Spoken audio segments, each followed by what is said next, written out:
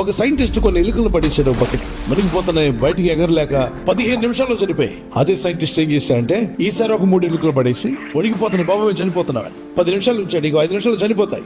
ఆ 3టిని కూడా బయటికి తీసాడు. వాటికి కొంచెం వేడి గాలి తగిలేలా చేసి ఆ చనిపోయేలా చేసి ఒక రొట్టె ముక్కలు ఇచ్చాడు. చక్కగా తిన్నాయి. ఆ కాసేపు తర్వాత అమాంతంగా అందులో పడేసాడు. అప్పుడు ఆ ఎలుకలు అనుకుంటాయట, ఒక సార్ వచ్చారు కదా మనల్ని బయటికి తీశారుగా, ఆ సారు మళ్ళా వస్తారు, మళ్ళా మనకున్న చెల్లంత పోయేలాగా వేడి గాలి ఇసుకుంటారు, తర్వాత రొట్టెలు ఇస్తాడులే చెప్పి సార్ వస్తాడులే అని 15 నిమిషాల్లో చనిపోయేవి అదే నీటిలో 2 రోజులు బతికాయి. 15 నిమిషాల్లో చనిపోవలసినవి ఏ ఆశతో బతకగలిగాయి?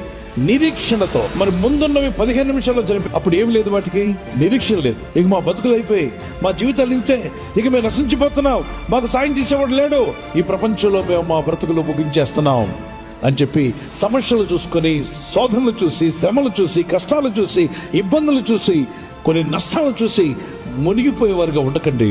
తప్పక దేవుడు ఉన్నాడు, నా కష్టాలను విడిపిస్తాడు, నా బాధలను విడిపిస్తాడు, నాకు నిరీక్షణ ఇచ్చే దేవుడు ఉన్నాడు. నా రోగాలను నేను జయిస్తాను, నా ఆర్థిక ఇబ్బందులు జయిస్తాను, నా పరిస్థితులు మారుతాయి, నేను తప్పక పైకి వస్తాను. నిరీక్షణ కలిగి ఉంటే దేవుని కనికరం చొప్పున నువ్వు చావవు కదా, నువ్వు పైకి వచ్చే రోజు వచ్చును గాక.